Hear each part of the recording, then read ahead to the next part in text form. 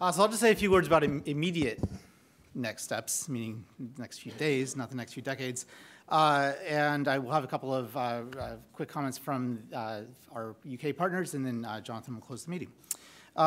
So the first, of course, is to thank all of you. I think this has been really a terrific meeting and the type of meeting that we envisioned when we sort of set out to organize this in the first place. Thanks to all the panelists and so forth. We went into this really with the intention of trying to create an agenda that would differ from many of the conversations that I know many of you in this room have been having over the last couple of years. I hope we succeeded. Certainly, I think it's been a very rich conversation, and there's a lot of food for thought coming out of it. I want to give a special thanks to Gino back there on the video camera. Thank you very much, Gino. As well as Mike Petito over here on the boards. Thank you very much, Mike. I know from the conversations that I've had with many of you that there's a lot of admiration for what this guy has been doing throughout the meeting. So I just want to say that he is truly a professional. His job is not in danger. And we look forward to working with him again in a future opportunity. Mike, thank you very much for everything. Yes, indeed. And by the way, we will share, I know I've had this question as well, we'll share images of all of these boards with you following the meeting. So you can certainly expect that. You can also expect some sort of summary of the proceedings. I'm not sure what format that will take yet. I'm still, my colleagues and our counterparts at the Royal Society are still discussing that. I would like to think that in a world where computers can write stories about baseball games based on nothing but a box score, that there'd be software out there that could just take the transcript and spit out a summary, but I think we're not quite there yet. So again, my job is not in danger either, so that's also good to know. And I will say that part of the reason for that is the richness of this discussion and I would say the many human factors that have sort of permeated through this discussion over the last 2 days. So look for more on that. I'm not going to promise a timeline on that, but we will get you some sort of summary at some point.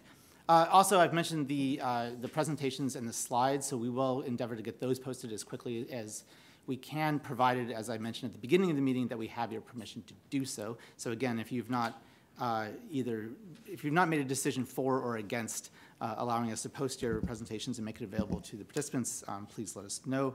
But we would like to do that for as many as we possibly can. In terms of other outcomes from this meeting, we like to distribute a survey to the workshop participants after all of our workshops, and it's everything from how did you like the food to do you see new academic collaborations coming out of this meeting, which is a very common outcome of the meetings that we hold here, and we certainly want to know about any kind of success stories like that, just ways in which this meeting would influence your own work. So we will distribute that survey. I would ask you to really consider filling it out. It's very important to us. We really do use it to, you can thank these surveys for the fact that you had a half-hour break yesterday. I mean, that literally came out of the surveys that we get from our workshop participants.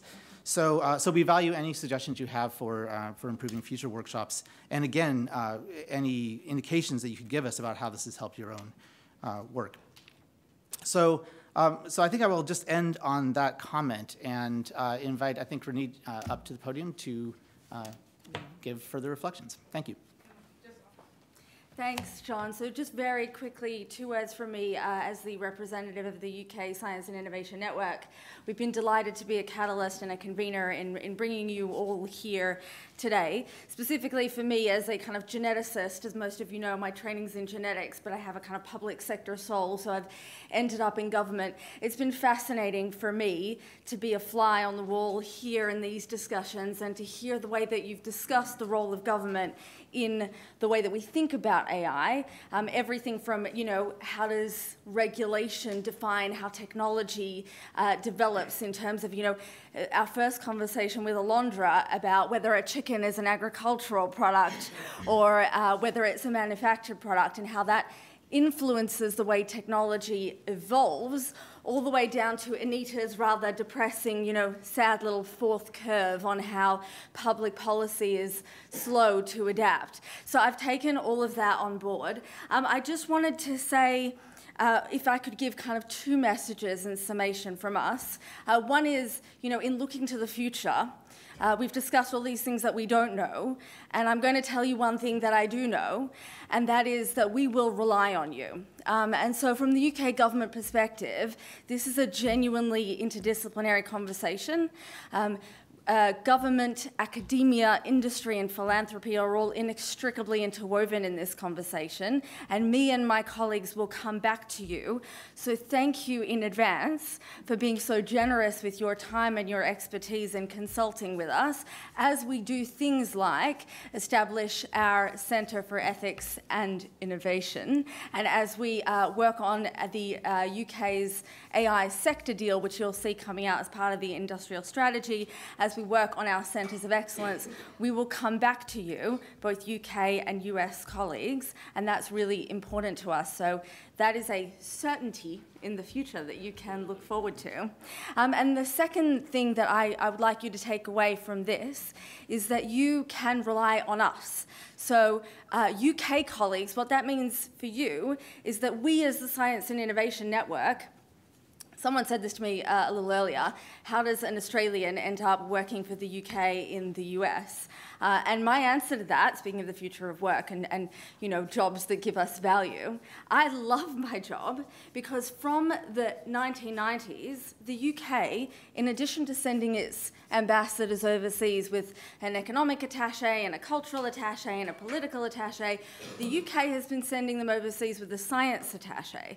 And we are there to focus specifically on the bilateral science and innovation relationship and to nurture that relationship and do what we can to support bilateral collaboration. So for UK colleagues, please rely on your Science and Innovation Network people in country. We are here to support meetings like this one. So please come and talk to us. And for US colleagues, you have a UK consulate and a CINR near you. So if you are interested in working with the UK on some of these issues, please talk to me or to them. My team are all over the US. Actually, mine are on the kind of eastern US, so you know, with counterparts on the west as well. But that is something I really did sort of want you to take away from this discussion, is that that is a kind of seminal part of our mandate. And in spite of that really sad little we adapt very slowly curve, the Science and Innovation Network has a delightfully high failure rate and a healthy appetite for risk. So we are open to your ideas about collaboration. Please do come and talk to us.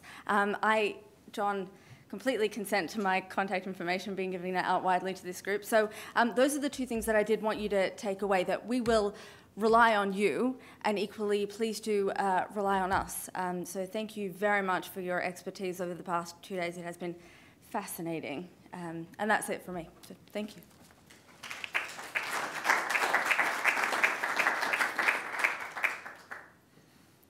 Just a few brief words. Actually, firstly, totally unconnected with everything else. If any of you have flights which don't go until much later and are wondering how to fill in your time in the next few hours, Marcus is giving a lecture in the physics department at Harvard about his new book. So if you want to focus on something completely different, you can.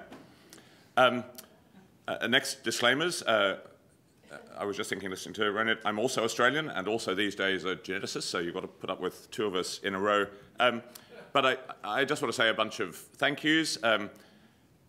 The logistics of a meeting are the kind of mundane stuff, but it's the stuff that makes it work incredibly well, all the organisation in advance and at the time. So I want to say a huge thank you to John and his colleagues at the Academy, to Renat and her colleagues at the Science and Innovation Network, and to Claire and Jess and Luke from the Royal Society.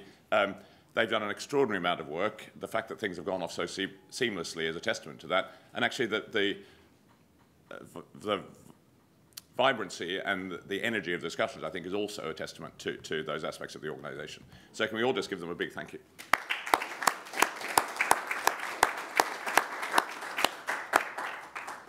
And with my Royal Society hat on, thank you again to the Science and Innovation Network, and in particular to Jonathan and colleagues from the Academy. It's been a pleasure and a privilege for us to be collaborating over something that is this important for society. And I think that collaboration, a lot of the richness of the meeting, which has been about bringing together people from many different disciplines, who I think engaged incredibly effectively in hearing and understanding and thinking and learning from each other. It's all the best things, I think, about academic and intellectual collaboration. It's something that has only been possible because of the Academy's involvement on their part, so a huge thank you also to the Academy. And finally, thank you to everyone who's been involved. We all have busy lives. Giving up the time for something like this, I know is a very non-trivial thing, but I think the richness of the meeting and I think the nuanced level of the discussion, which has been, I think, much more thoughtful than many of discussions of this kind of topic, has been an extraordinarily positive thing, and that's due to everyone here. So thank you very, very much.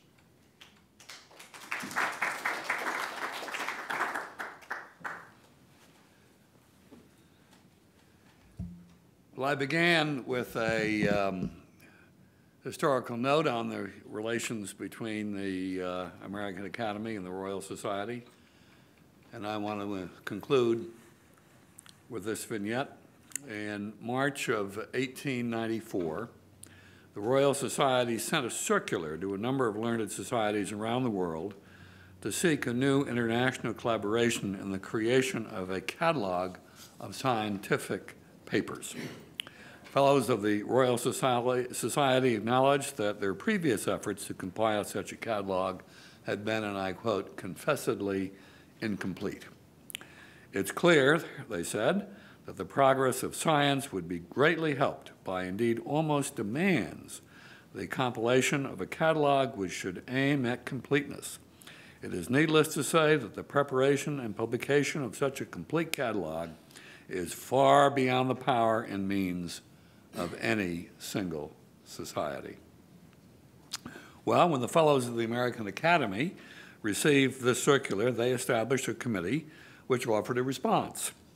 And I quote, in the opinion of the American Academy of Arts and Sciences, the establishment of a catalog of scientific literature to be maintained through international cooperation is both desirable and practicable. Well, I'd like to think that the spirit of this meeting, of this collaboration, of the recognition that the challenge ahead of us is more than any of our societies and academies can do alone, is really manifested and exhibited here in the wonderful meeting we've had over the last 2 days. The American Academy, has an exploratory fund, which is meant to support meetings like this one, and we have criteria. It needs to be interdisciplinary, a whole range of disciplines, but also professions. It needs to look at issues that are over the horizon and take some risks. It needs to sharpen the definition of the problem, but also the opportunity. And as I think about that, I think about Juan's comment that this is about how to have a meaningful life. Well, that is certainly a big issue, a big opportunity, something that we all face individually and collectively in the now and in the years ahead.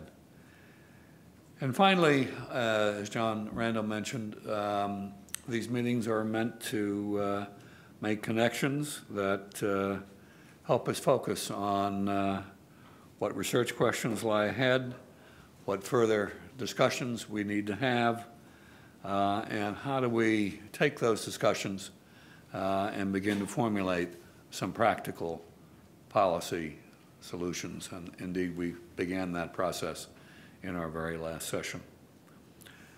So I'd like to say that I think this has been the most ambitious and the most successful exploratory meeting that we've had since we began the process 2 years ago. And so I want to thank again Consul General Phillipson and Ronette for the support of the UK Science and Innovation Network, our co-chairs, Peter Donnelly, Margaret Levy, and Moshe Vardy.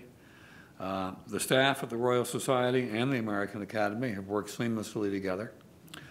So thank you, Luke, Jessica, John Randall, Nikki, Greg, Judith Polgar, Joni Aldridge, who runs our catering operation, And finally, I want to thank all of our speakers for their terrific insights and for leading us through a really wonderful set of conversations.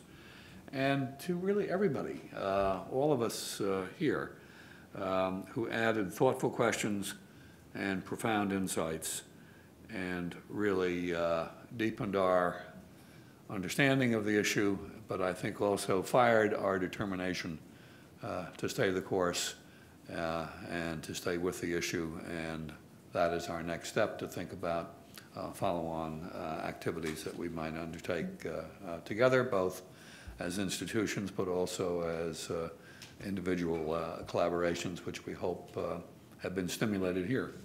And so I now have the privilege, and if I were doing a stated meeting, I'd have a gavel and I'd adjourn it, but let me simply say thank you and safe travels, and think of this Academy as your home. Member or of either of our organizations are always welcome to come to the House of the Academy. So, thank you.